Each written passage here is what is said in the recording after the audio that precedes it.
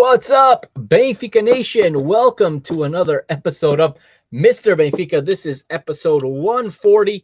I am your host, the Mr. Mike Agustinu here. As always, a special hello to anybody watching the video format, now available on the PTV Media Network's YouTube page, as well as on Twitter and on my Facebook page. But go to the PTV Media Network's YouTube page and subscribe. That's where Mr. Benfica is going to air in video format from now on this season, and hopefully from now on, as I slowly merge all these projects into an actual network, which is something I always wanted to do. How's everyone doing? The season is underway. I'm back from vacation, so I had a great vacation, I have to tell you.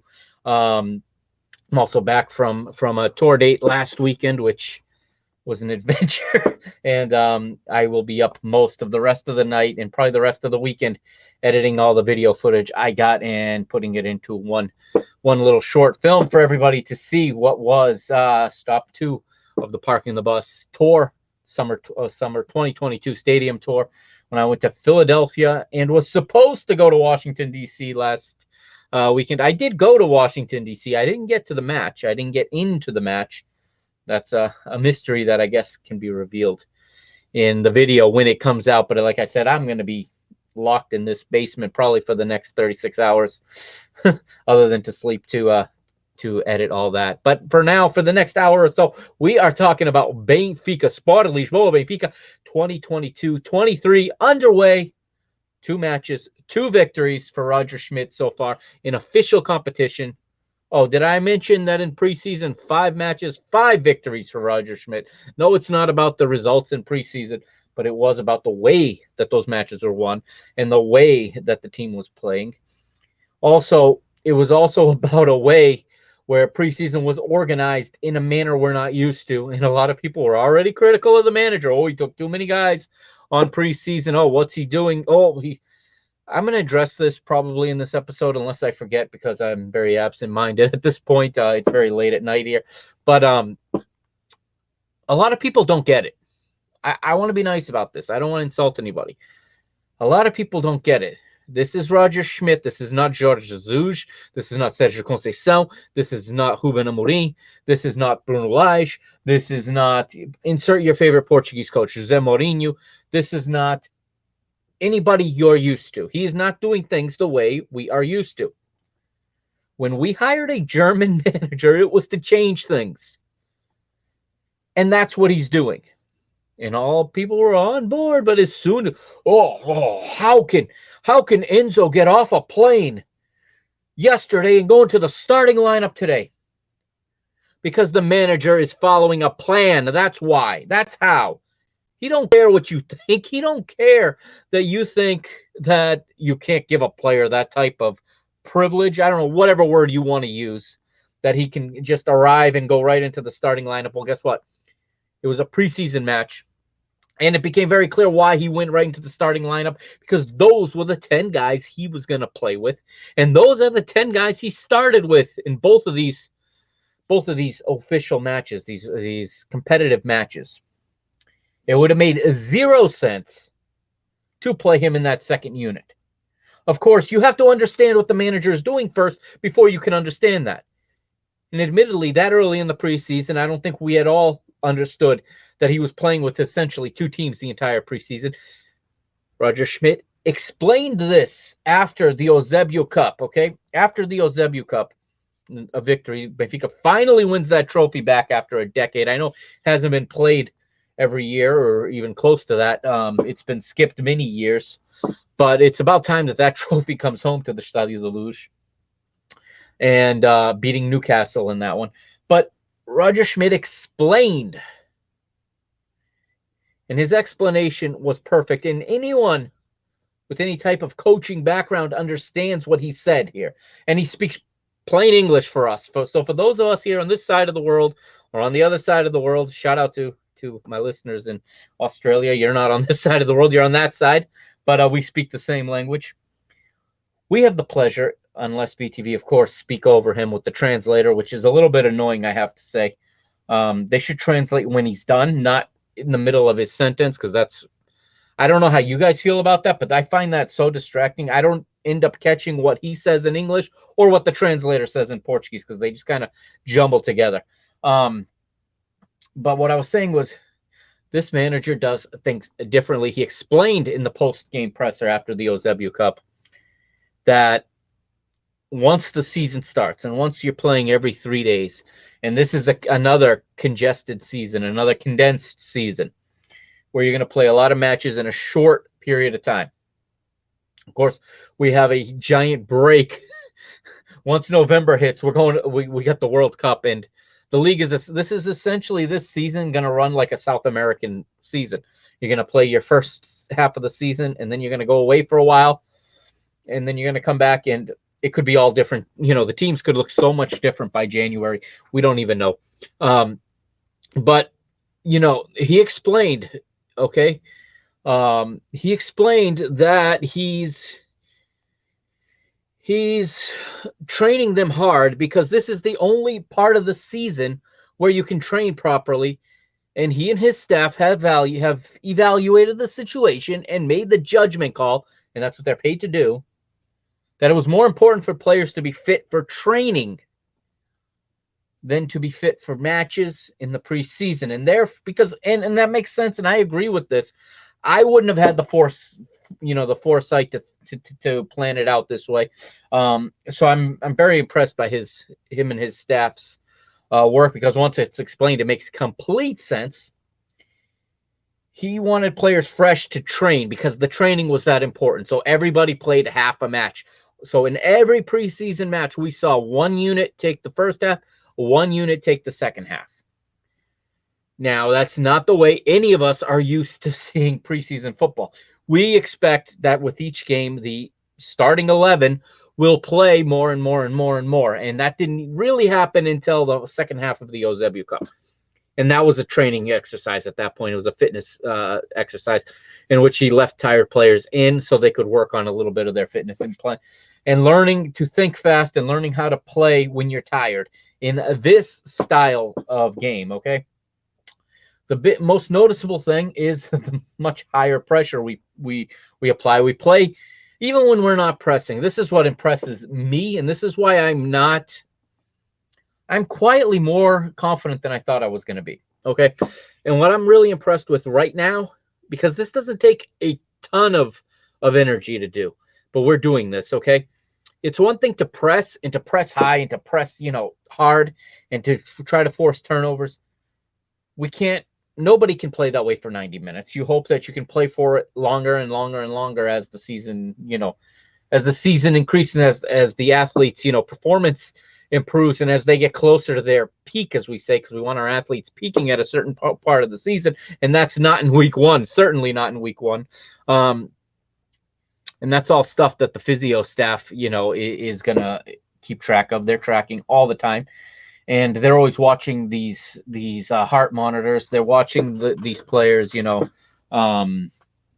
watching their resting heart rate and things like that. And when they're not meeting certain metrics, they're done. They're pulled out of training because the science has shown that they're no longer getting what is intended to be got out of training when your body's no longer performing at a certain level.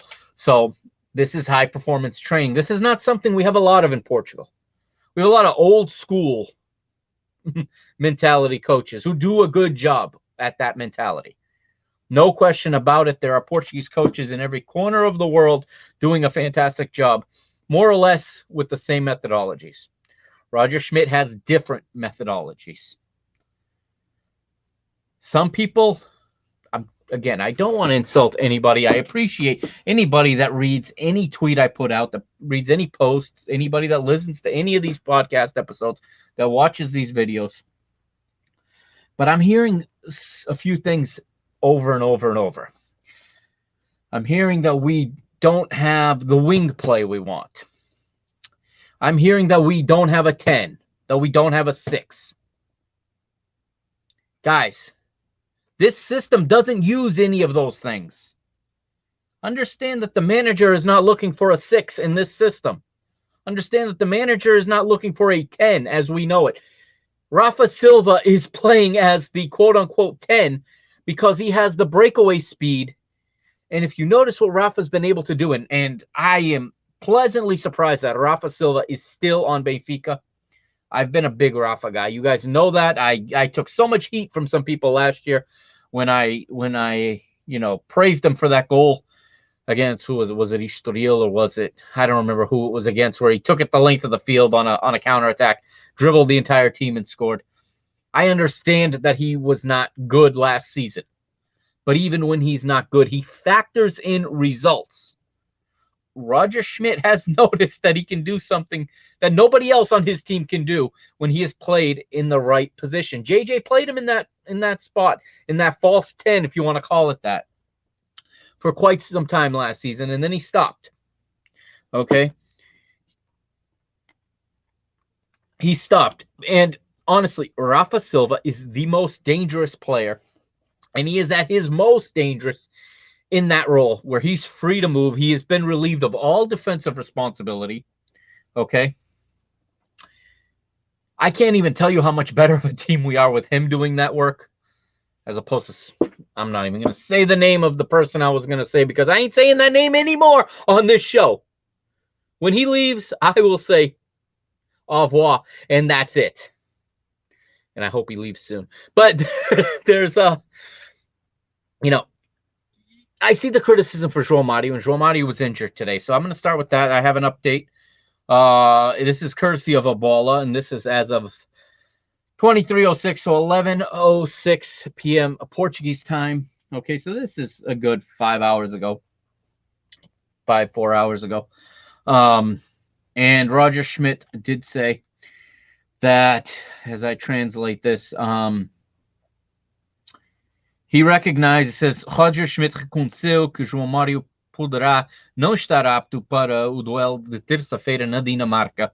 So Roger Schmidt has recognized that João Mário may not be up to the task, may not be fit for the match on Tuesday in Denmark against Midtjylland, which will be the second leg of the Champions League. And I don't see why we would risk him in that one with a 3-goal lead. If he's fit, then I would say he travels and he sits and hopefully won't be needed. But I've been watching him. Okay, today was the first match in 4 in a row. Okay, after 4 matches, João Mário picked up an assist off a set piece. People don't notice this. People don't like this. Okay, people are watching everything except what actually happens in the match. João Mário was pulling strings. Okay, João Mário is not playing the 10. João Mário is not playing as a winger. Okay, they line up a certain way on the pre-match sheet, yes, but they don't play that way. João Mário and Rafa are playing a very interchanging game of interchanging roles, where one goes central, one goes left. A lot of the time, that's where you'll find the two of them changing between those two positions. And I apologize, I'm using a handheld mic right now because I've got a bunch of stuff on back order that I am still waiting for, and I don't have it yet. So this is still kind of a makeshift set. Hard to say after 140 episodes, but there's still a lot of stuff I need, and it's not cheap, so I'm getting one thing at a time. And while I wait for some other things, this handheld mic is all I got. So going back to Rafa and to João Mário. Okay, they are sharing the role of the 10 and the left center midfielder, if you will. They'll make runs into the flank, but that flank belongs to Grimaldo. If you're watching how the team plays, the wing, as we call it, doesn't exist in this system. It's done by the backs. They are true wing backs. Gilberto and Grimaldo, or Ba, whoever comes on, they are true wing backs. They are responsible for the wing. So it makes no sense to go buy wingers that are not going to play in this system. Okay? What we need in a Roger Schmidt system, and I think we're getting this, is players who can do more than one role, because that's what they're going to be asked of. So João Mário has a bruise, and it sounds like it's in his ribs, from a shot from, not a shot, but it looked like a knee to the ribs. It didn't look all that bad, when you watched it in live, but anyone who's ever taken a knee to the ribs knows how fragile that part of the torso is, that part of the body, and knows that how painful that can be when you have a bruised rib. So João Mario was substituted out. That's the update on him. Again, Roger Schmidt is not looking for what you call a 10 and what you want to see. Okay. I've said this on social media. I don't know that I've said this on the podcast yet, but I'm going to say it now. I'm going to say, excuse me for a moment. I'm going to say that we need to get used to watching this team play this way. We need to get used to watching Roger Schmidt's teams play his game, not ours. Not what we're used to. Not Manuel Mota's game. Not name any middle-of-the-road Portuguese manager that we're used to seeing. Not Jorge Jesus. Not that he's a middle-of-the-road manager, but not him. It's not even Bruno Lage's game. This is different, okay? This is different. It's not Nelson Verissimo's game.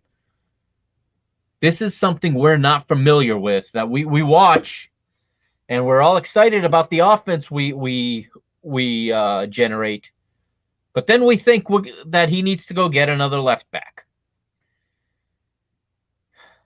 A defensive left back, a traditional left back, is not going to function in this system. The reason Grimaldo is still here is because he functions in this system and because we can't get the price we want on a transfer for him. But the big reason he's still here is because he functions in this system. On the other side, you got a Gilberto who will run headfirst through a wall if the manager asks him. Every team needs a Gilberto. Yes, and man, has he won us over. I don't know that I can think of a player who has had that type of an arc, to which he was despised when he arrived. When we first saw him play, so many people wrote him off, said he was garbage, said that he couldn't do this, he couldn't do that. Here we are, I don't know, a year and a half later, whatever it's been, and we're singing his name every game. This is Gilberto. We're calling him Gilberto Carlos. I'm seeing the Photoshop out there, people putting the Real Madrid kit on him. Slow that down, okay? Gilberto is the type of guy we need in our locker room. He's the type of guy that is moved by competition. Okay, we bring Ba in. Ba's a very good right back. It won't shock me in the least when he becomes the starting right back. I think it could happen, and I think it will happen in a matter of months ahead of us as he adapts. But you know that Gilberto, if he loses that spot, is not going to lose that spot. He's going to continue to fight for it, and he is going to make Ba play his best football to keep his spot. This team could use 2 or 3 more Gilbertos, if you ask me. Now, we talk about I'll get into the games in a minute, but we talk a lot about the transfer market, and everyone still thinks we need to go shopping. And while I'm not saying we shouldn't go shopping, but I'm not in favor of just going to spend money for guys that fit these profiles that we don't need, aka a 6, aka a 10, aka, an outside mid. We don't need these guys. We don't. If one is available that makes financial sense, then yes, go get him. Do not go breaking the bank. Do not go searching and trying to make out of a player something that he's not, like we've done in the past. We brought in David Neres. Now, this is an upgrade and a half from Everton Cebolinha. And I'm sad that my prediction and my prediction of Everton Cebolinha never came true. He's not the player he was when he arrived. I've watched him, try to integrate into the Flamengo side in the Brasileirão, and he's not doing any better than he was doing at Benfica. He really has lost his form coming to Benfica, and probably by it's hard to say, but he had it for a minute at the end of the season in what was that, 2020, 21? Yeah, in 2021, in JJ's first season back, he found some form at the end of the season, but he never really regained it the following season, and he's still struggling to regain it. So I'm sad that it didn't work out. David Neres is exactly what I thought Everton Cebolinha was going to turn into in time. And and he's just more adapted to the European game. You can see it. He's got more power, more speed. He's not so side to side. He can play the side to side game with the ball, but if there's space to attack, he attacks it. I like that about him. He beats players on the dribble. It's been a long time since we've had a guy really beat players on the dribble. And you know what? With the style we play, he's also not being asked to do a whole lot of defending. And I think my original point I was trying to make a while back was that what I do like to see, what most impresses me is not the pressing, but it's when we're not pressing, we're still playing in the middle to attacking third of the other team. We spend a very, very little time in our end of the pitch, and I like that. I've always said that this is possession is not a barometer of much. Territory, on the other hand, I think tells a whole different story. And when you possess in key territories, now you're dominating the football match. And that's what Benfica's been doing. Even though both Tuesday's game and tonight's game should have been much wider margins, we should have scored many more goals. And that does give me a little bit of concern. But at the same time, we had a preseason in which all of our forwards scored. And how about these goals we're getting off crosses this season? This is something this team could not do for the life of them just 3 months ago. Deliver a cross and head it in. Now it can be Hamush, it can be Araújo, it can be Yaremchuk, excuse me. After 3 seasons, I got to start saying his name right. It can be Musa. I haven't seen Peter Musa yet, to be honest with you, other than I think a little bit in one of the preseason matches. But those 3, Hamush, Yaremchuk, and Araújo, are getting on the end of crosses and finishing them for the most part. So I'm really impressed with that aspect of it. I talked about João Mario a little while ago. His delivery on set pieces have been a huge step up from Pizzi. No question about it. All due respect to Luis Miguel Afonso Fernandes, also known as Pizzi. Always going to have a spot here, Pizzi. Always going to be part of this club. Always going to be part of the history of this club. He has gone. He's gone to the Middle East. I wish him well. Obviously, I hope he's one of these guys I hope to see in MLS someday. I really would like to see him play in MLS. I think he could be a really, really top of the line MLS midfielder, and he could earn himself some real good money and not be in the Middle East. But I digress. João Mario is an upgrade on Pizzi on the dead ball situation. João Mario has found Gonçalo Ramos' head 3 times in this preseason. Okay. If you count, well, not just in the preseason, but if you count the Michelin game, okay. João Mario has his role in this team. I know a lot of people don't like him. Again, what we need to do, remember something, okay? We talk about how these players, I laugh when I hear that Benfica can't compete with João Mario in their midfield. Benfica can't compete with Gonçalo Ramos as their striker, or with Florentino, another guy getting battered by some people, absolutely getting battered by some commentary. The guy's playing lights out right now. Florentino is one of the pleasant surprises of this season for me. And I'm not going to be shy. I will be a cheerleader of Florentino Luis. No question about it. I have been since day one, since I watched him play in Benfica B and before that in the UEFA Youth League, okay, and in the youth national teams. I will always be rooting for Florentino Luis. And don't tell me we can't win a championship with Florentino Luis in our 11. We already did. How short people's memories are. And again, stop judging him like a 6. He's not playing the 6. Him and Enzo are playing a much more fluid, positional game with each other, okay, in which they're covering space together when one's here, the other's there, and vice versa. This is not 1984. This is not a traditional number 6. Stop judging players by what you think their job is. Study the game and learn what their job actually is. Listen to the manager when he critiques these players and says what they're doing well and what they're not. These players don't play for us, so to speak. Okay, and what I mean by that is we are not the coaches. They're not pleasing us at the end of the day. Their boss is Roger Schmidt, and they're doing what Roger Schmidt asks of them. And clearly, the ones that are doing what he asks best are the ones that are playing. So don't tell me we can't win with this team. We're scoring goals, okay? If we continue to score goals like this, I don't care who you put in front of us. In the Liga Portugal, we are going to win a lot of games, and we're not going to lose very many scoring like this, okay?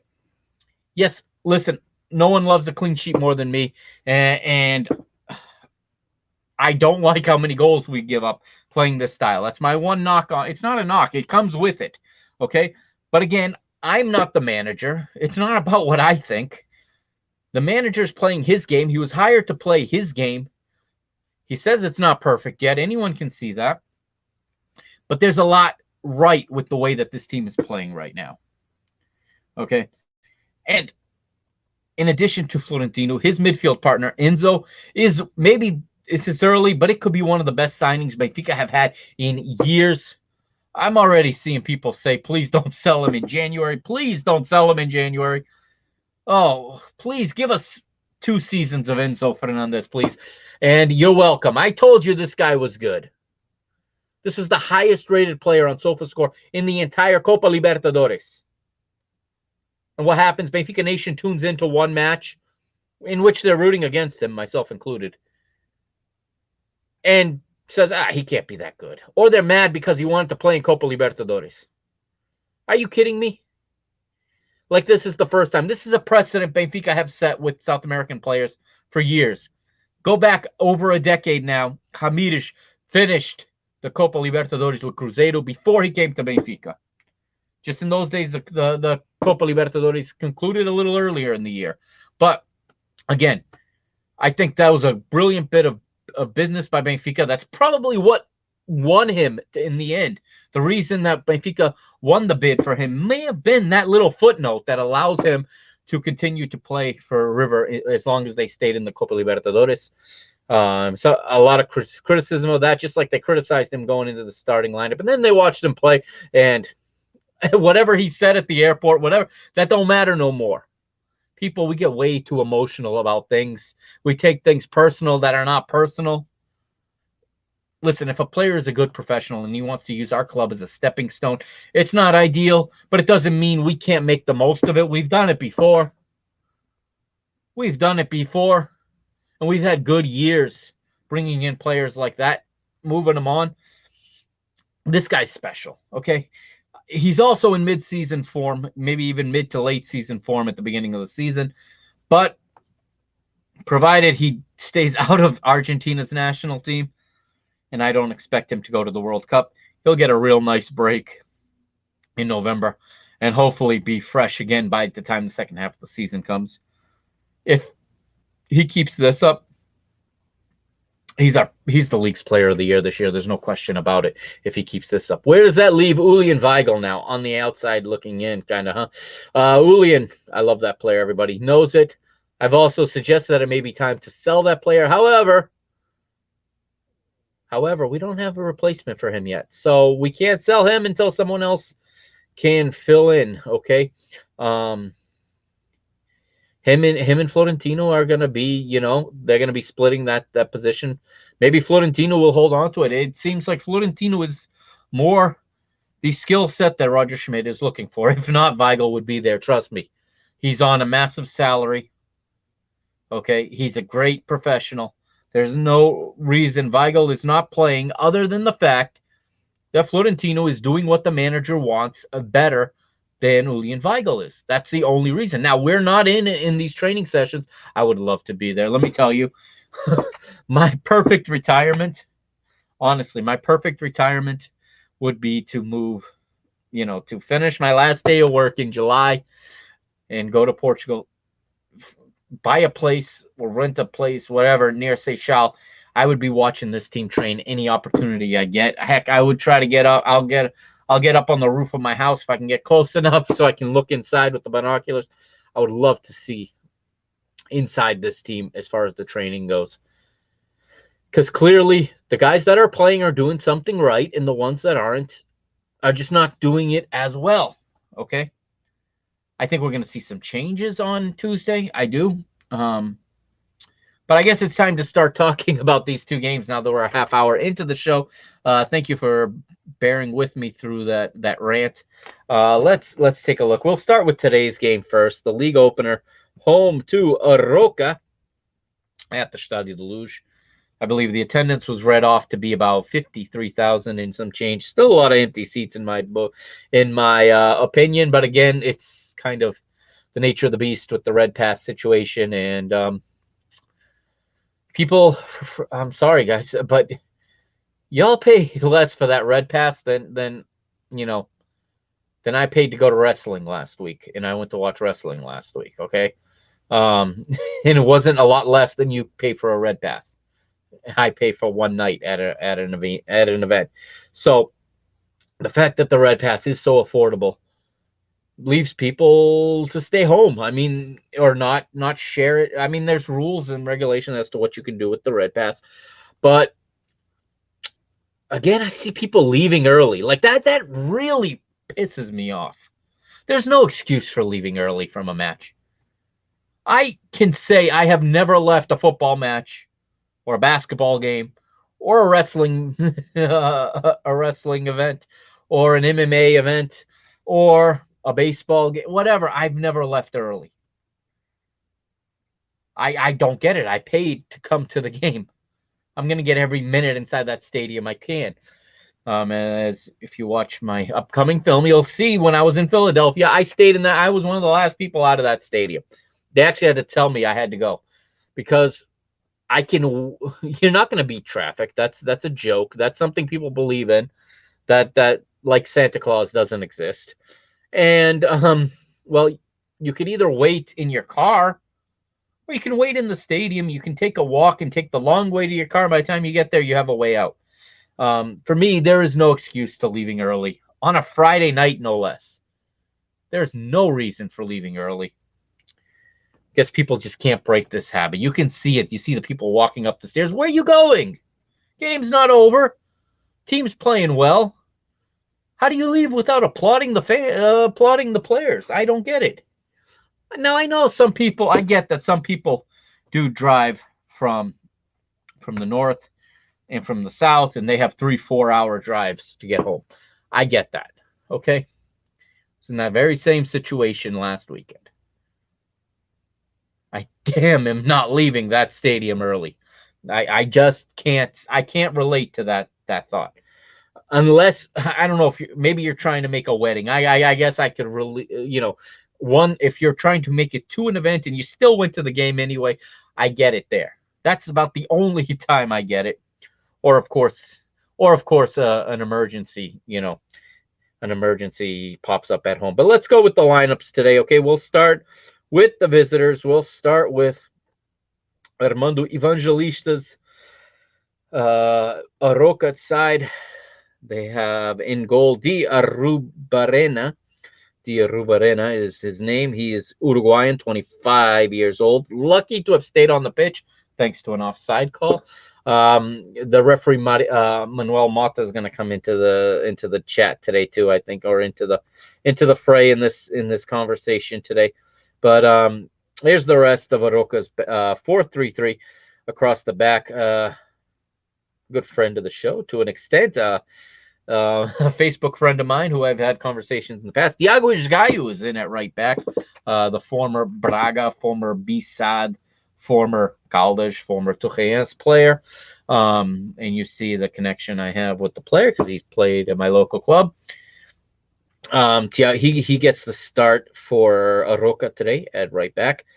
João Basso and Opoku are the center backs, with the left back being the Brazilian Quaresma, who did see red in this one. He took an early shower. Yao Busquets, not that Busquets, and Ruiz, yes, that Ruiz, the former Sporting player. I'm talking, of course, about Alan Ruiz, the Argentine former Sporting player, playing behind three forwards, Anthony, Mujuca, and Arsenio. Benfica come out in their 4-2-3-1, at least on paper. It's a much more dynamic system than that, but that's what it looks like on paper. Odie's in goal. Gilberto is the wingback on the right. Otamendi and Moratu in the center with Grimaldo on the left. The true double pivot in midfield, okay? It's a true double pivot. Again, not a 6 and an 8 like a lot of people want to believe it is. Florentino Luis and Enzo Fernandez, our newest South American star. And again, talk about no need to adapt. I mean, he walked right into this team and he fit like a glove. They play behind the three attacking midfielders, João Mario, David Neres, and Rafa Silva. Behind the striker, Gonçalo Ramos, who has adapted well to playing as a lone striker. All the minutes he played in that pseudo number 10 role last season, he grew fond of the penalty area again, I think. He's doing well this season. I mean, today was not his most convincing game. I know Goal Point has him rated as low as they've had him in a long, long time. He had very few touches in the game today, but he still does things off the ball that are good. I personally, in that position, I feel a little better about Enrique Araújo. I think he's more of a box presence, but the problem we're going to have this season, and again, I got to give a shout to the boys at Benfica Independent. They always get it right. I mean, they really, no matter who they throw on their show, the analysis is top notch. It's second to none. It really is. And it's not to insult anybody else, but I think they go into depth better than anybody else. And what they said is you're going to run into the issue here with Ramos and with Araújo is that each one is going to take time from the other this season, which is you can look at it two ways. You can look at it that way. You look at the positive that each one, at least one of them, is going to play a lot. I think you'll almost always have at least one of them on the pitch. Right now, the hot hand belongs to Gonçalo Ramos, and he's being used by the manager. And I hope it's not to put him in a shop window. I don't want to see any other players leave other than the guys that aren't dressing. One of them specifically, I want to see leave, and I can't wait to see that headline in Ebola. I may frame that thing when he's gone. But other than that, I would like to see this team kept intact as much as possible. And if you're going to add to it, it has to be very, very good pieces. No more projects, no more maybe this guy will be good, maybe this guy will fit. Oh, this is a good bargain. I don't want any of that.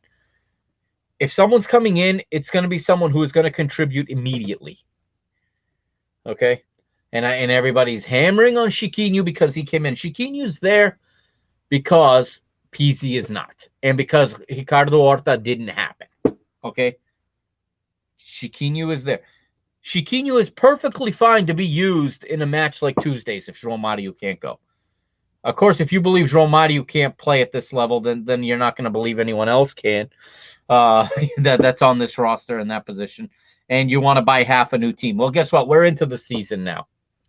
And I wouldn't do that. That's just my look at it. Again, if the correct players that fit are available, that's a big if. That's fine. But what everyone is forgetting,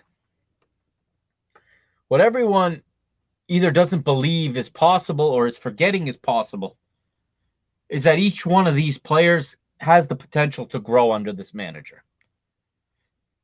Again, Florentino comes from obscurity, loan after failed loan after failed loan after failed loan, to being one of Schmidt's go-to 11 guys right now. Okay? One of his go-to guys right now. He has taken this opportunity.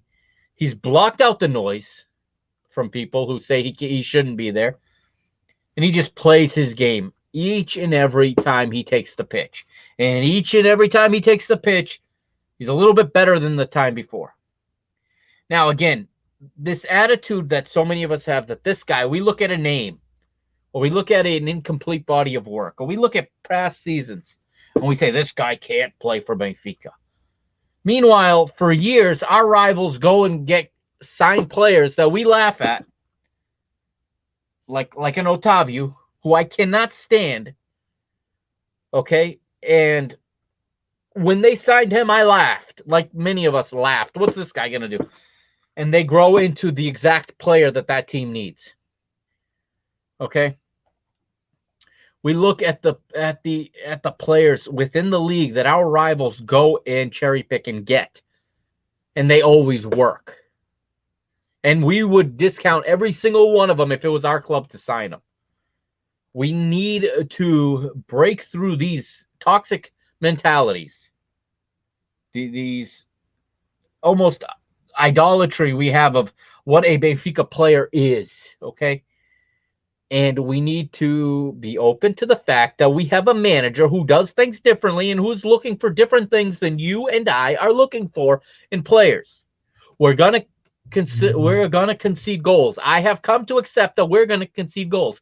You're not gonna hear me come on here week after week and say we can't keep conceding goals, because I know we're gonna play a certain way, and I'm not the manager. Okay, and I know that this manager has his way. And if he was brought here to manage this team, it was to manage it his way, not the way the last guy or the guy before that or the guy before that or the guy before that did it, okay? Because if that worked, we wouldn't have needed to go get a German manager. We need to let the man work.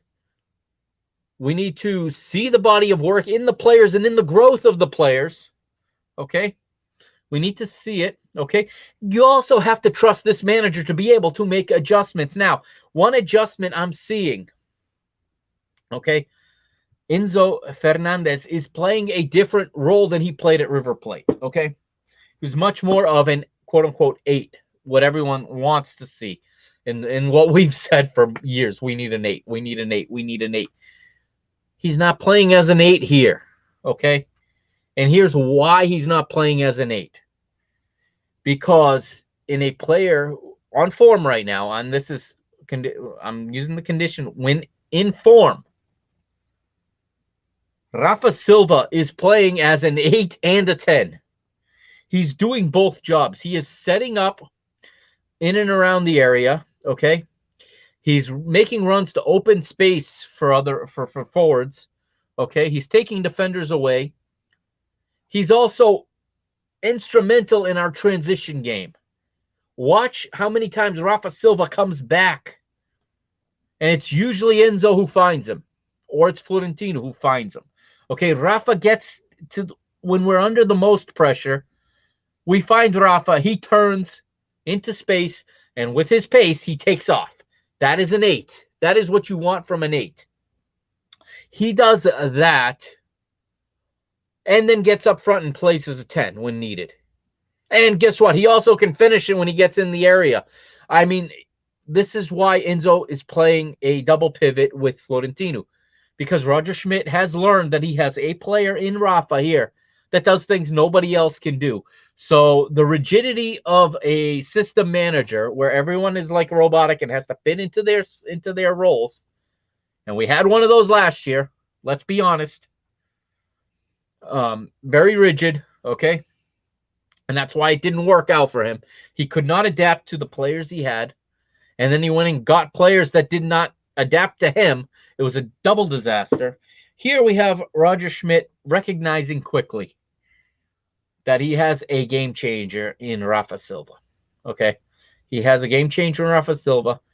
He has a game changer in Enzo Fernandez, but he does not need Enzo Fernandez to cover the same type of real estate that he was covering at River Plate. Okay? Because he's still gonna he's still gonna come forward. He's still gonna arrive in dangerous places. The difference is now Enzo does not have to do this so much. Okay, and when Benfica playing a high line like they are and successfully keeping the game in the middle and attacking thirds, okay, that's less running backwards that the Enzos have to do. That's less exploitation on the lack of pace on Florentino.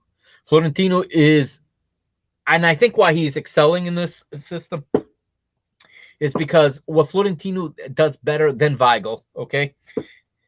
And I really only think it's one thing that he does a lot better than him, but it's clearly what the manager's looking for is he has a vision and he anticipates. And I'm talking about when, and this is important in a pressing game. And I think Weigl lacks this in the press. And this is why Florentino's getting a lot of the burn right now, okay? Is because his anticipation when he steps is very good. He does not have the pace to be able to afford to be wrong. He knows that. But he also knows how to commit a foul if he's beat. Okay, he doesn't leave his team too out of position. It happened once against Michelin, but Florentino steps into spaces, reads the game better than Weigl, from what I'm seeing. Okay, his vision is very good, and he's a step ahead in the anticipating portion of the press. And then what you have is he's got an unbelievable chemistry with Enzo. And that, to me, is the main reason Weigl is on the outside looking in right now. However, Roger Schmidt has said that he's not the manager that takes an 11 and they play every week. And I agree. I believe that. Every match calls for different things, and players are going to have different needs as the season goes on. Players are going to wear. Players are going to tire. Okay? Form is going to dip. Okay? We're not going to be scoring 4 goals a game forever. I hope we do, but it's not realistic, okay? He's going to have to make adjustments. Now, I trust him to make those adjustments. And if Florentino starts to struggle, and if Weigl is still here, it's an easy switch. And now you put Weigl with Enzo. And I think if you see that, Weigel's going to play a more positional game, and you're going to see Enzo start to get forward more. But I really think that could be counterproductive, because I think he could start making runs into Rafa's spaces, which pushes Rafa into someone else's spaces, and now you've lost a lot of that fluidity and a lot of that good movement we've got going on right now. But that's what I'm reading right now when I've seen 4 games now in full. That's what I'm reading when I see these games and when I see the movements, especially. But again, we come into this match today, and as we have all through preseason and through these first 2, we get on the board early. All right, a good cross from Grimaldo, right at the edge of right as it's coming to the end line, and it's just over Gonçalo Ramos' head, but right onto the run of Gilberto. Lá vai o Gilberto, lá vai o Gilberto, la, la, la, la. You could hear it. I was singing it as soon as that ball went into the goal. Benfica take the lead in the 8th minute. Gilberto Carlos, as we call him, gets forward, gets a header, and I don't know if anybody oozes Benfica move like this guy. He's just been fantastic. And Benfica, as we have, get an early lead. It's so important with this system of play. When you're applying pressure, you want to have a lead. You don't want to be chasing the game, because then you're leaving yourself exposed. And then everyone, every single internet Guardiola is going to say that, oh, it's because we have weak outside backs. No, we have outside backs that are expected to do certain things, and not necessarily what we think that those things are. But getting the lead is always crucial. And my biggest concern and my fear is when we don't get that early lead. I know the friendly with Girona out in Switzerland kind of fell to that reality, and the second string squad managed to get some goals after falling behind, if I'm not mistaken, and ended up winning, pretty comfortably. But that's really what I'm concerned about right now, is what's going to happen when we do not go ahead early in a match. How do we adjust when we can't just, because eventually also the pressing teams are just going to lob it over us, and we're going to have to build out of the back. That's going to happen. Now, there's some simple adjustments you can make in a game like those, and one of those is bringing Weigl in. As soon as you see that that's where the game is going, he can come in and he can connect some passes with Enzo perhaps, and play a more build-up style of game. if we can continue to get ahead, I mean, this team that can absolutely fly in confidence. And as far as the league goes, there's very little teams can do against us if we're flying the way we are, the way we have been. What's going to happen? The real test is going to be when the goals stop going in, when they stop falling. Because we will go into a slump. Every team does it. We will go into a slump, and we will struggle for sometimes. And do we have players special enough to make the difference? We keep a healthy, motivated Rafa? I say yes. A healthy, motivated Enzo? Yes. And I mean, I think between Gonçalo and Enrique Araújo and Yaremchuk, I think we've got three very different style of strikers. And I think the manager has the ability to recognize on any given day which style is what the game is going to call for. And that's why you want to have some depth. Now, I've seen everyone talk about a lack of depth, but the lack of depth is in certain places, okay? And while I know everyone grimaces seeing Chiquinho take the pitch, moral of the story is he's done something, again, to win over the manager enough to be used in this role.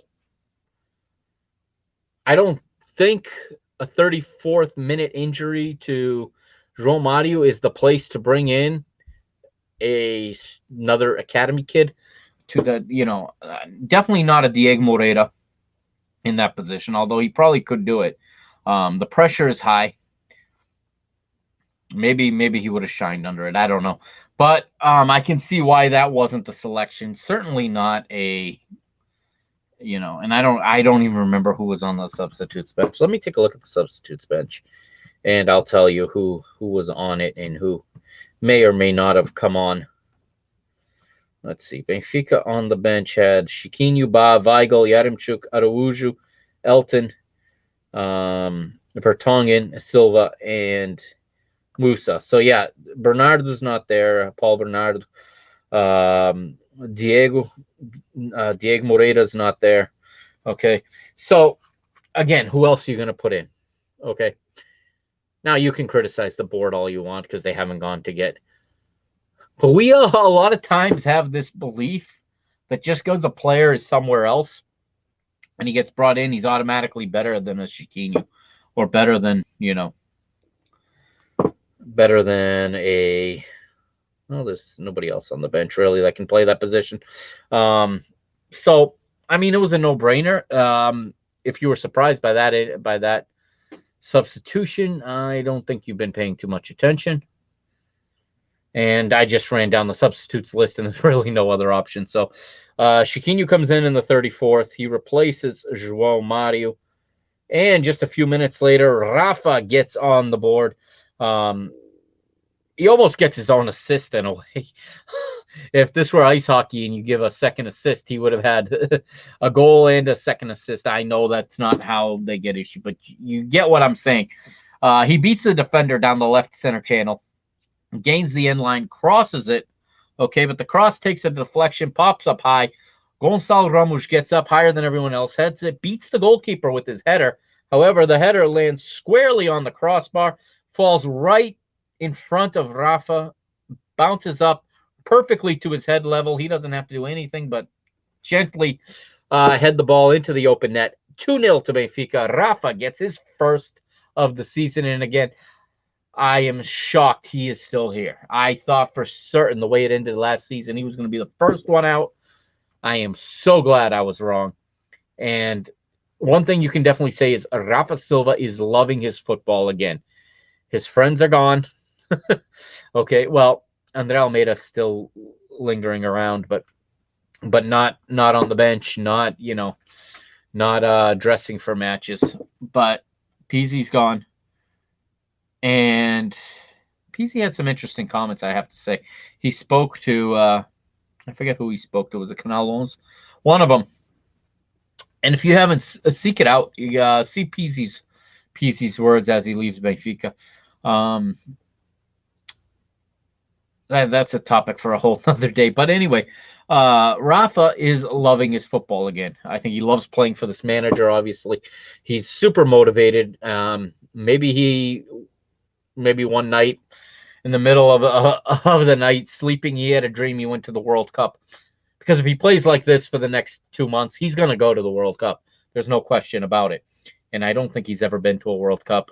He might have gone actually in 2018, but um, he he showed in the last Euro that when he's on form, he can make a big difference.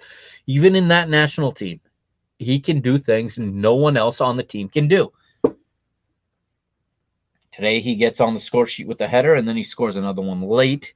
Benfica would get a third still in the first half, and it would be Enzo Fernandez and the 45th +5, if my memory serves me correct. And this looked like a Super Mario Brothers like fireball, or like the star. You know when you play Super Mario and you get the star and you start to blink and you go through everything? This ball literally was blinking and went through everybody. I think it burned a hole in the middle of the Aroca goalkeeper, and it went through everything into the back of the net. An absolute rocket from the Argentine, Enzo Fernandez, and Enzo has already won over many of the Benfiquistas, despite the first impression, which was less than ideal when he talked about Benfica being a stepping stone to go to a bigger club. Fans didn't like that, but I said this in private conversations with people: wait until he plays. I've seen him, and the difference, okay, is Argentine football, as opposed to Brazilian football, is a lot more compatible with our Portuguese league. Okay, the Argentine league and the style is very compatible to the Portuguese league. Top Argentine league players for the last 10, 15, 20 years, I would say, have adapted better to Portugal than Brazilian players. It's not just, it's more than a language barrier, okay? The Brazilian player, as we saw with Everton Cebolinha, has a hard time, the average Brazilian player. We don't very regularly go purchase expensive Brazilian players from Brazilian clubs because they now demand a high wage and a high fee. Okay, there's no more the idea of going to Brazil and to getting a a Moser. I'm going way back with this, with a Moser or a a Aldair, or and I'll keep going further back and back, but even a Ramires or an Isaías. I don't know. The idea of going to Brazil, and we didn't get Isaías from Brazil, but Isaías came to Benfica from, I believe, Boa Vista. But my point is, going to Brazil and just handpicking out a player and paying peanuts for him and bringing him to Portugal, and so that's not happening anymore. Brazilian clubs have a lot more money than they used to. They're run better. They're financed better. They have better TV money. The Copa Libertadores is a much more visible product today and injects more cash into these teams. It's not as easy to compete in that market anymore for a club the dimension of Benfica's. However, in the Argentine league, I think those players have the skill sets more suitable for our league. I'm not saying there isn't good Brazilian players. What I'm saying is they will need more adaptation time than an Argentine on average, I believe. Now, David Neres has played in the Netherlands. He's played in the Ukraine. So this guy is well equipped and very familiar with European football. And you've seen him fit in just perfectly in this Benfica team, unlike Everton, for example, or unlike Pedrinho, who also had a horrible time. And unfortunately, Benfica has shown that they don't have the patience for these guys. And when you pay, they overpay for them in the first place, which already drains your patience. And then they don't materialize. But Enzo seems to be a good purchase. I mean, what they spent on him, it's a whole bunch of incentives, but I think it's a very good, very reasonable deal that they made. And again, I believe that Benfica allowing him to see out the Copa Libertadores run was the difference. I would believe when we're up there competing with Wolves and competing with AC Milan for a player, if it's purely money, those teams are going to beat us. There's no question. My guess is the difference was those teams were not willing to wait for him to finish the Copa Libertadores. And Benfica rolled the dice and said, we'll wait. We'll wait. And I think that was the game changer. I think that's why Benfica got him. I do. I totally believe that. Okay. Did he say the right things after? No, but who cares? I want him to play football. I don't want him to be a public speaker. Okay. So I don't judge my footballers on their public speaking or what they say or don't say. I mean, we live in a world right now that is just so hypercritical on every word that comes out of everyone's mouth as if nobody's ever misspoke before. Never mind the fact that there's a factor of a language barrier and things being lost in translation. That said, what a purchase for Benfica. That is Enzo Fernandez, of course. And he gets the third goal as Benfica go into the locker room. And they go in up a man. I'm going to talk about this for a minute. For me, and for a lot of you, to be honest, I talked to a lot of you guys today. If I didn't talk to you, I read what you were saying. This was overuse of VAR, in my opinion. Quaresma, the left back, is sent off for taking Rafa down. I think the referee got it right the first time around. And this is infuriating to me because I know, and you know, if that team's wearing blue and white stripes instead of yellow jerseys, there ain't no way that their number 3, for example, is going off on a play like that. Be lucky if you get a yellow. Okay? We know for a fact that the VAR would never overturn a yellow card that would become a red card for that team.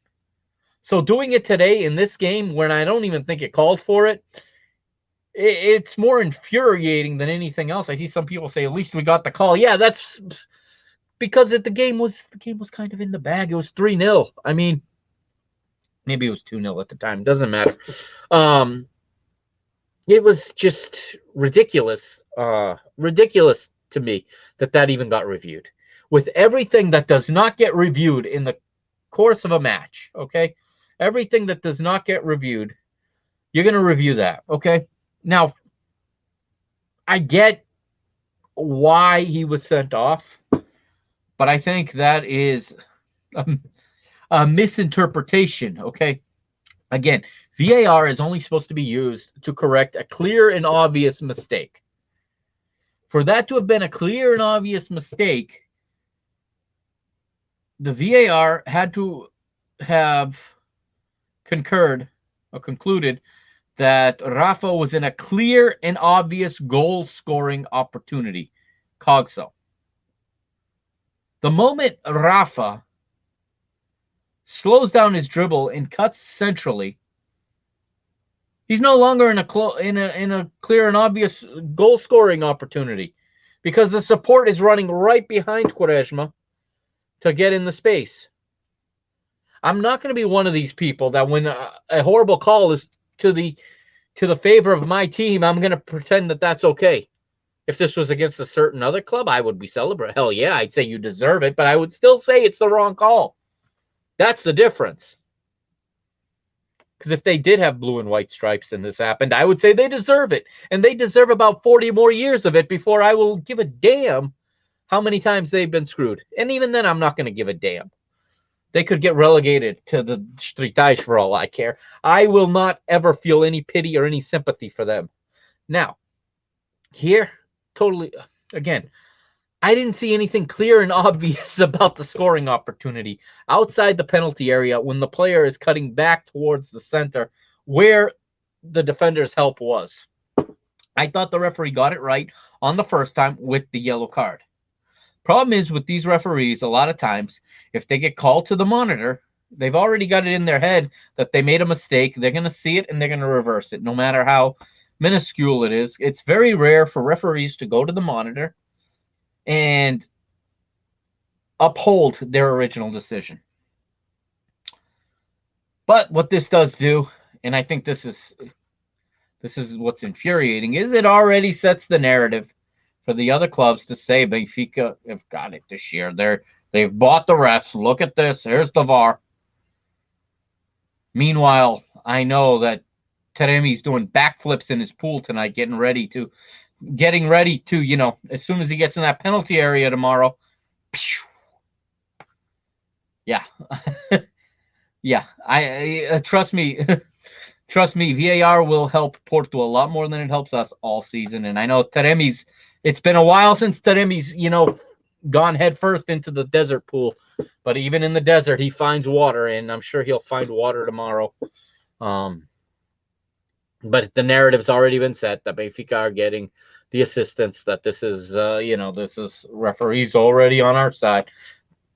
Most ridiculous BS there is. Almost as BS as the words that come out of their president's mouth, which I don't even want to get into. But here he goes again with the centralismo. The Portugal is an overly centralist. Okay, I'm just going to say this. Okay, this guy's got a bad case of... He reminds me of a certain American leader who also up here no longer has anything in there. And when he talks, and it doesn't even make sense, and he thinks it's 1942. Pinto da Costa thinks it's literally 1890. He thinks, Portugal's headed to civil war again, and it's North versus South, and he believes that centralism. I think he probably still thinks there's a monarch in Lisbon. I wouldn't be surprised the way he talks about it. However, what he wants is not to eliminate centralism. He wants it to be in Porto. He wants to be the center of the universe. And if you look at a map of the Portuguese league, look how many teams orbit around his universe. Take a look at it. Look at where teams are located. And then come talk to me about centralism in the capital, where there's 3 teams. 3 teams. One was promoted this year. Get out of here, honestly.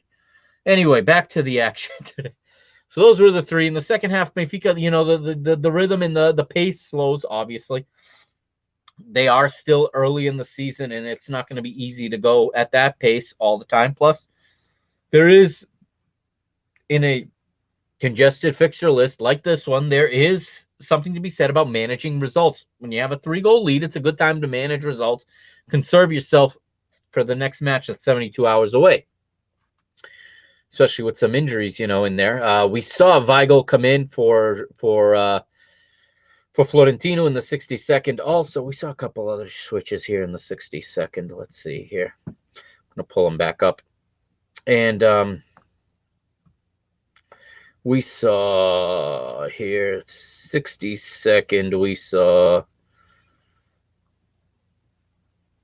Yeah, so Weigl, 63rd. Weigl and Bach come on for Tino and for Gilberto. 10 minutes later, Yaremchuk comes on for Gonçalo, and Henrique Araújo comes on for Neres. Although Henrique goes into Gonçalo's spot, and Roman plays almost like it goes more into a 4-4-2 when we substitute. And I think that makes sense, to be honest. Weigl now playing more of a semi-traditional holding mid. He still lines up side to side with Enzo, but I think Enzo does more of the forward running at this point, and less side to side running, with Weigl kind of covering in behind. And then you got Chuck and you've got Enrique by them, together up front, and they combine pretty well. I know there were moments, Chuck, he put some really good setup plays out there. Not really getting all of the credit he deserves. I think he's had a pretty good preseason. He's not necessarily scoring goals, but he's doing a lot in and around the goals. And let's just remember what last season was for him, what he experienced, what he's still experiencing every day as a professional footballer while his country, is being torn to pieces by war, regardless of how you feel about, that war, or about... You can relate to the human side where this guy's trying to make a living as a footballer while, I'm assuming, plenty of his family members are fighting for survival each and every day, never knowing, when every time that phone rings, I can imagine the things that go through his head. and then we expect him to play football at a high level and to be, to be able to just play through everything like he's a machine. And it's a little bit it's a little bit almost distasteful, if you ask me, some of the treatment he's getting. But I think he's coming along, and I think he will, as the season goes on, get better and better. He's getting more acquainted with his teammates. A number of them are considerably younger than him now, but I think he's getting more acquainted. He's learning the movements of these younger kids, and I think he's learning the manager's philosophy and methodologies fairly quickly. And clearly, I think the fact that the team's being coached in English is probably a benefit to a player like Adamchuk. The day-to-day, vernacular language in this team is English. If you saw today, there was one point. It was when João Mario went down. Javi Garcia got up and had to translate for Enzo as he was talking to Roger Schmidt. So that tells me Javi Garcia played for Manchester City. So you would think that his English is fairly good, especially if he was put in this role to kind of be the local guy, if you will, for Roger Schmidt. But again, he's also the Spanish-speaking member of the coaching staff, so he speaks to the South Americans, I'm sure, and translates for them. We saw Luis Ongo in the book today with the yellow card, as we did an assistant from Maroka. No idea what that was about. Referees always known for having very good hearing, very good selective hearing. So we saw those substitutes come on. We saw the fourth goal in the late stages of the game. Again, a nice cross from Ba. I think Ba over time is probably gonna displace Gilberto a bit, like I said in the open there. But I think Gilberto is going to continue to work and push it, and he'll understand at that moment that his job is to work and to get better and better and to make his teammate better and better if he wants to keep playing. And you need players like that. I will take a Gilberto-like player, like I said, one in each position, just to keep everybody honest, keep everybody working. It just not a great game. The best part about this is there's still so much we can improve on, but we're scoring goals, which is exciting, and it gives players confidence when they score this much. Okay, game after game, 4, 5 goals. It's fantastic. It's not going to continue, not endlessly, but if we can keep it up on Tuesday, and then next Saturday against Casapia, put another 3 or 4 out there, we'll be rolling. When we get to the international stoppage, I think there's an international break coming up in the next month or so. If we can keep this until then, I'm going to be very happy, be very confident in this team, because playing like this, we are definitely contenders. It's not going to be this easy. It's not going to go this well every time. I understand that. And I understand a lot of you don't have the same faith in these players that maybe I'm showing right now. But where my faith is, it's in the manager.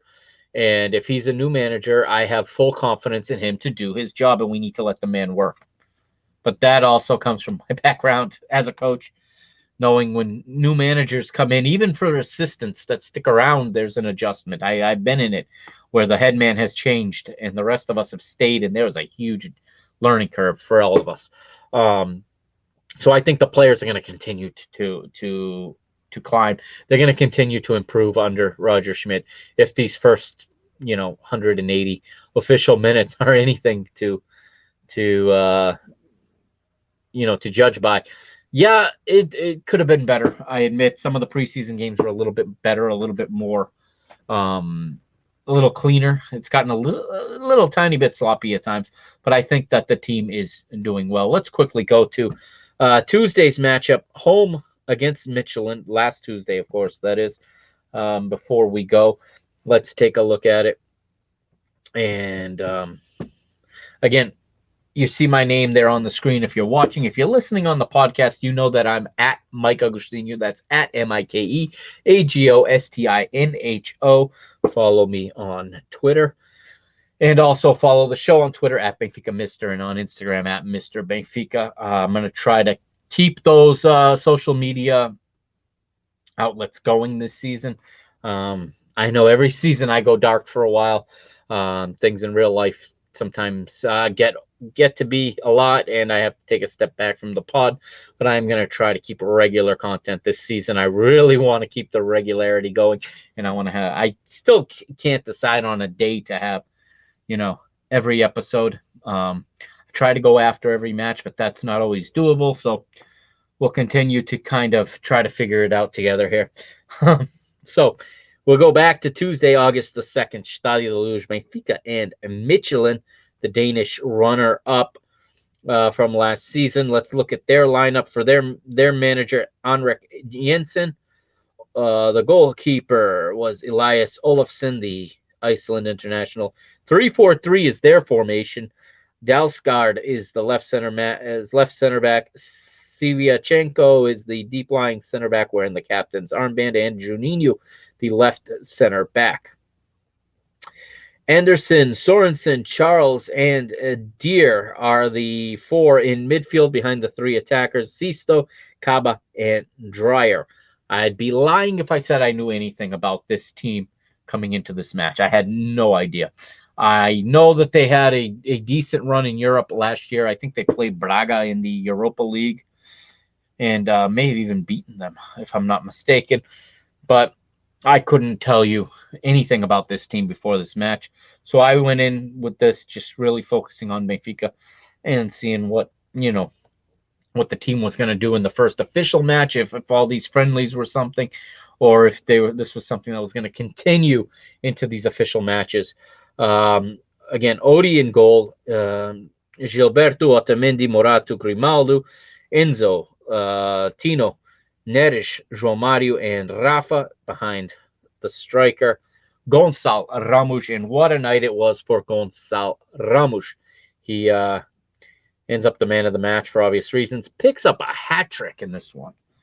And again, just like I said about the league opener, if you could get on the board in the 17th minute and they take the lead early, big advantage once this team can do that because of the way they play. It is so important to get ahead early. Gonçalo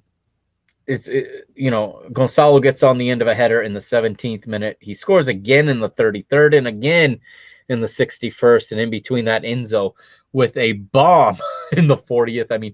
And this was another assist from, you guessed it, João Mario. João Mario has 4 assists, counting preseason and official matches, off of corner kicks this season. I think that's more than we had all season last year.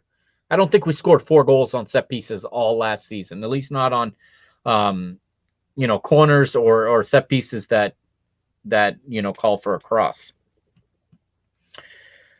The ball comes out, and Enzo, it was shades of Nemanja Matic years ago against Porto. Same exact sidewinder, and he just buried it. Very healthy crowd at the Luge on Tuesday night with a heavy influx, of course, of expats or immigrants, whatever you want to call us, people who are on people of Portuguese descent who don't live in Portugal anymore, may not even have been born there, who go back all the time. I haven't been back in over 10 years, but that's a topic for another day. But a lot of people still do go every year, and 53,346 were in the house that night to watch this 4-1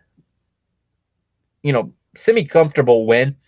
The only thing uncomfortable about, and again, I harp on this, but another clean sheet lost on a kind of bogus penalty call. But all in all, I don't think we can ask more of Odi right now. I know nobody's happy with him as the goalkeeper, but you look around the Portuguese league and you look around the teams at our level, the teams that are fighting to get into the Champions League. I know once, assuming and hoping we get there, once we're in a group, there'll be goalkeepers better than him, but we're going to play very few matches this season where the opposing goalkeeper is going to be better than Odi. Okay, he's not my first pick either. I totally get it, especially with this style, with a team that likes to press this high. A goalkeeper that's good with his feet is even more important, and that's when I start to give it more importance. I don't always give it as much importance as other people do because their primary job is still to keep the ball out of the goal.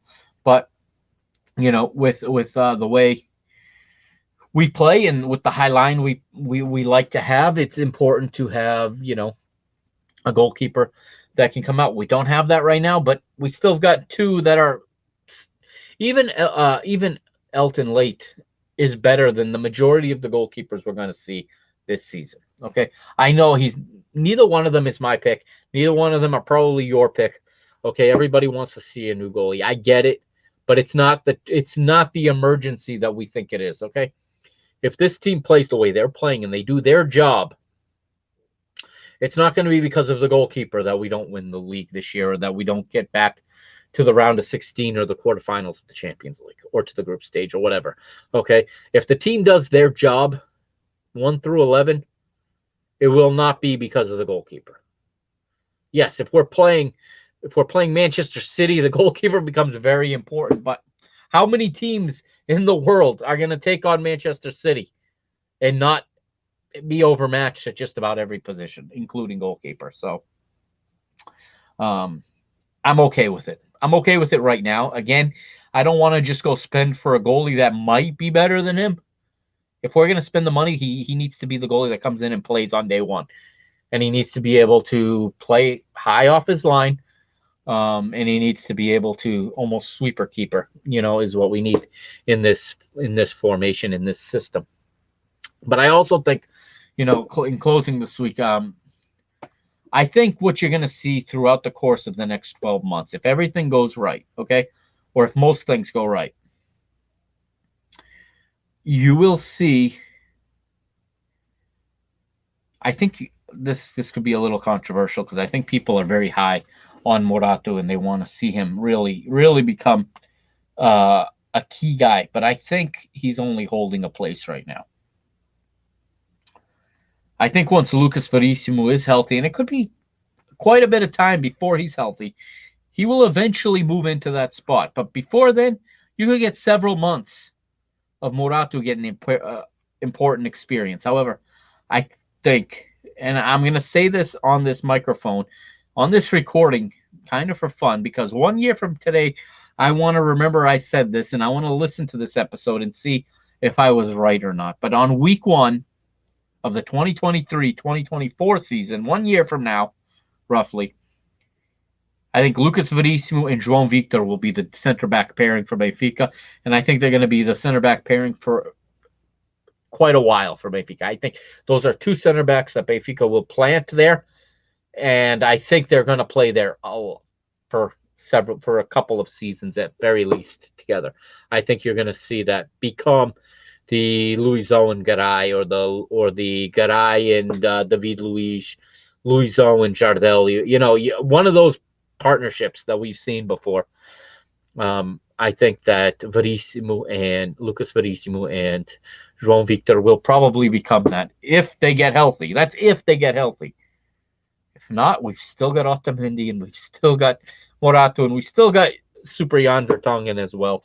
Although I don't see him staying past this season. I'm hoping that we keep Otamendi around for the locker room portion. Granted, this is week 1 and I'm already talking about next season, which is kind of not cool, so I'll drop that. But that's my prediction for this season. One of my predictions is you will see those two, if their recoveries go as expected, slowly and organically become the center back pairing. But I think we're in decent hands until then. Okay? I really do think we're in decent hands until then. As long as this team can keep this up, and as long as injuries don't cramp in, as long as we don't get another COVID, wave coming through the team and decimating 10, 12 players, I think that this team has everything it needs to be successful this season. Whether that's a championship or not, that's something we're going to have to fight for. But I think we're as well equipped for that as we have been for several years. All right. That's going to do it for this episode. All right. Again, Benfica will take to the pitch Tuesday in Denmark, second leg. It's my hope to be back here Tuesday night with you. I don't know. Depends on what the work schedule is going to look like on Tuesday. Maybe it'll be Wednesday. I don't know. But I'm going to try to recap, that match for you and get everybody ready for next weekend's sort of derby as we travel to Leiria to take on our neighbors Casa Pia, because Casa Pia's stadium right now not up to the requirements of the Liga Portugal. So they're working on that, and right now they're using Leiria as their home pitch. A chance for Benfica to fill another ground and to have an extra home game, the way I look at it. So there's no downside in that, I don't think. Any questions, concerns, anything like that, shoot them at me at Benfica Mister on Twitter or at Mr. Benfica on Instagram. I'll answer both of those. Those are probably the easiest ways to get a hold of me. You can send it to me on my personal Instagram if you want, Magostinho20. That's Magostinho20. Or you can find me on Facebook if you want, Mike Agostinho. If you're not my friend already, you can go ahead. I think you can add me. I had put it on really private settings so that no one could find me. I think I took those off. If you can't find me, just search Mr. Benfica and message me there on Facebook if that's what you prefer to use. If not, also don't forget to check out www.mrbenfica.com. I'm right now brainstorming some ideas as to how I can improve that site a little bit, type of content to put on there. And of course, again, follow the PTB Media Network's YouTube page. Okay, all my work is going there now. I'm not really using the Mr. Benfica YouTube page anymore, so please go over to the Parking the Bus or the PTB Media Network's YouTube page and follow. I'll have an episode of Parking the Bus dropping on there shortly, scheduled to drop right after this one, and coming soon is my short video on my last weekend in Philadelphia. All right, that's gonna do it. I'm out of topics to talk about. I think I've said everything I need to say tonight. Benfica obviously are top of the table. They're the only team with a win right now. Let's enjoy it. A 4-goal difference. We'll see what our rivals do in the next 2 days, and get ready for next week. More football to watch. Thank you for joining. This has been episode 140 of Mr. Benfica. I am the Mr. Mike Agostinho, and I'm signing off, and I'll see you next time here on Mr. Benfica, part of the PTB Media Network.